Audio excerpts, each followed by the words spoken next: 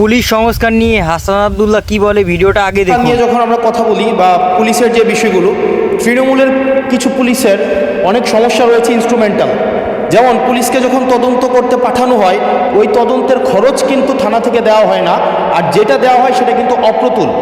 আমরা যখন পুলিশকে একটা কাজ করতে দিচ্ছি কিন্তু বাজেট দিচ্ছি না, পুলিশের একটা কালচার প্রচলিত রয়েছে, সেটা হচ্ছে ম্যানেজ করে নাও। এই ম্যানেজ করতে গিয়ে দেখা যায় পুলিশ দুর্নীতির বিভিন্ন কাজে তারা কনভেনশনালি জড়িয়ে পড়ে বিভিন্ন প্রতিষ্ঠিত মানুষ থেকে কিন্তু অর্থ উঠাতে হয়।